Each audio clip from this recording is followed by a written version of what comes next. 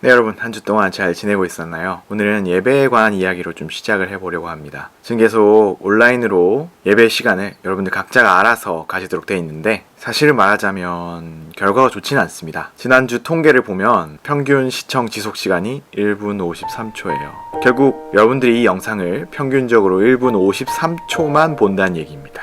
이거라도 보는 게 어디냐 이렇게 얘기할 수 있지만 지난주 예배 영상이 13분 35초인데 이걸 다 본 사람도 있다고 생각을 하면 7명 중에 6명은 그냥 클릭만 했다는 얘기거든요. 그리고 이 영상을 여러분들만 보는 게 아니고 집사님, 권사님, 장로님들도 가끔 한 번씩 보시기 때문에 실제로 여러분들 중에서 이 영상을 본 비율은 더 낮다고 볼 수가 있을 것 같습니다. 네, 물론 여러분들 마음, 여러분들 사정 다 이해는 합니다. 쉽지 않다는 거 알고 있습니다만 좀 그렇네요. 이 사실은 팩트가 뼈를 때리고 있습니다.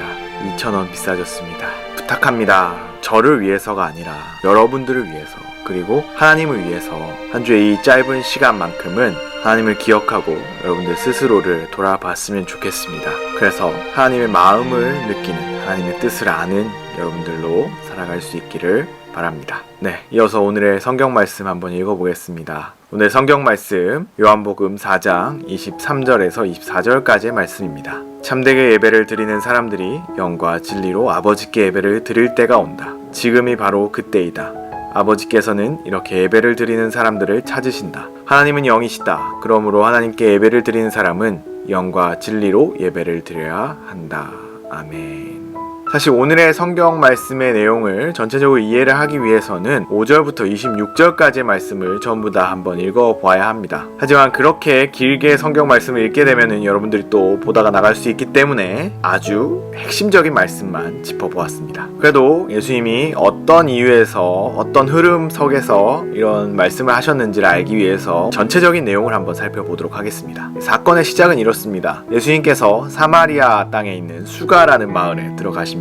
중동 발음으로 이 수가는 시카르라는 곳인데요. 이 사마리아 땅은 우리나라로 치면 이제 북한 땅이라고 할 수 있죠. 그러니까 사마리아 땅에 들어갔다는 거는 북한의 수도 평양에 들어갔다 이렇게 생각하시면 쉬울 것 같습니다. 왜냐하면 이스라엘이 이제 남왕국과 북왕국으로 남북 분단이 되었을 때 이제 북왕국의 수도였던 곳이 이 사마리아였기 때문이죠. 그리고 수가는 그곳에 있는 마을의 이름이었습니다. 남왕국 사람, 그러니까 유대인들은 북왕국 사람들과 이제 분단 국가였기 때문에 지금 우리나라와 마찬가지로 이제 사마리아 사람들을 싫어했습니다. 사실 원래는 이 두 나라가 갈라졌어도 잘 지낼 수 있는 기회가 있었어요. 나라는 두 개이지만 믿는 하나님은 한 분이셨기 때문에 예루살렘에 있는 한 성전에서 같이 제사를 드리면 됐었거든요. 하지만 북왕국의 왕이 그렇게 되면은 자기 백성들이 다 남왕국으로 넘어갈까봐 그러지 못하도록 막아버렸습니다. 그래서 유대인과 사마리아 사람들은 좋지 못한 관계를 이어갈 수밖에 없었던 것이죠. 서로를 계속 싫어하면서 살아갈 수밖에 없었습니다. 사실 여러 복잡한 이유들이 더 있지만 여기서 생략하도록 하고,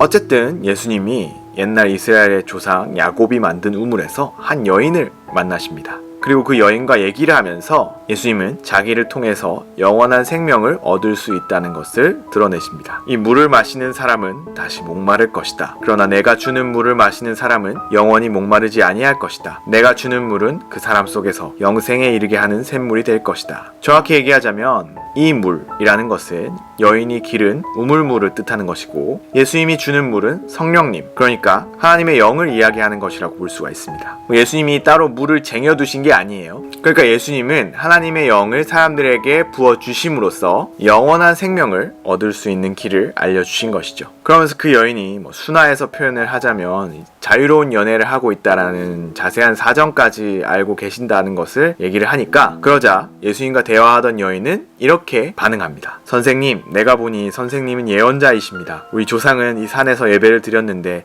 선생님네 사람들은 예배 드려야 할 곳이 예루살렘에 있다고 합니다. 바로 이 구절이 오늘의 성경 말씀이 나온 이유가 되는 부분이자 핵심적인 질문입니다. 이 여인은 예수님을 통해서 하나님께서 주신 영원한 생명을 얻으려면 예루살렘에 가서 예배를 드려야 하는지, 아니면 자기 조상들이 예배를 드렸던 산에 가서 예배를 드려야 하는지를 묻고 있는 것이죠. 그리고 이 질문에 예수님께서는 이렇게 대답하십니다. 여자여, 내 말을 믿어라.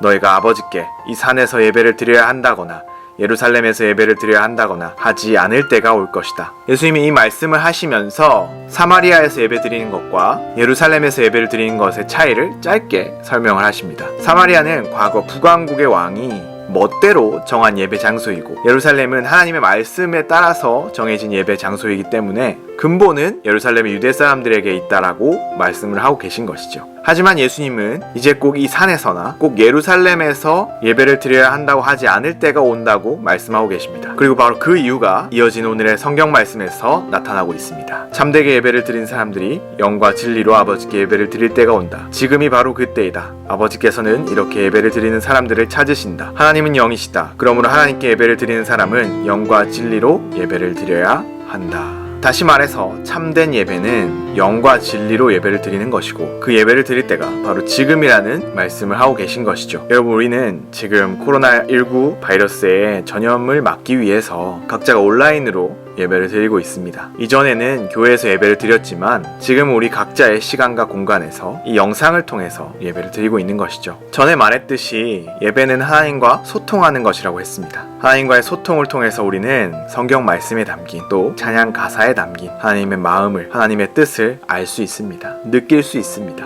어떻게? 영과 진리로, 우리의 영혼과 우리의 진심을 담아서 말이죠. 하나님을 알아갈 때 우리는 하나님과 소통하고 하나님의 뜻과 하나님의 마음을 알게 되는 것입니다. 예수님의 말씀처럼 이 산이든 예루살렘이든 집이든 화장실이든 아니면 어느 곳이든 어디든 이제 장소는 문제가 되지 않습니다. 중요한 것은 우리가 예배를 드리고 있는 데 있어서 영혼을 담고 있는지, 진심을 다하고 있는지, 바로 그것입니다. 여러분들도 잘 알 거예요. 여러분들도 인생에서 느껴봤을 거예요. 부모님이든 친구든 아니면 그저 스쳐 지나가는 사람이든 누군가와 진심을 나눈 기억은 잊혀지지가 않습니다. 어쩌면 여러분들 마음속에 평생 남아있을 수도 있어요. 첫사랑을 기억하고 첫날을 기억하고 처음을 기억하는 건 누구나 시작할 때는 언제나 진심이었기 때문이죠. 예배도 마찬가지입니다. 우리가 하나님과 진심으로 소통하고 하나님의 뜻과 하나님의 마음에 공감한다면 하나님께서 우리를 영원히 기억하실 거예요. 우리와 영원히 함께 하실 것입니다. 우리에게 그렇게 영원한 생명을 주시는 것이죠. 오늘의 성경 말씀을 기억하고 영과 진리로 우리의 영혼과 진심을 담아서 예배하는 모든 BTS 공동체 여러분들 되시기를 소망합니다. 기도하겠습니다. 하늘에 계신 우리 아버지, 아버지의 이름을 거룩하게 하시며 아버지의 나라가 오게 하시며 아버지의 뜻이 하늘에서와 같이 땅에서도 이루어지게 하소서. 오늘 우리에게 일용할 양식을 주시고 우리가 우리에게 잘못한 사람을 용서하여 준 것 같이 우리 죄를 용서하여 주시고 우리를 시험에 빠지지 않게 하시고 악에서 구하소서. 나라와 권능과 영광이 영원히 아버지의 것입니다.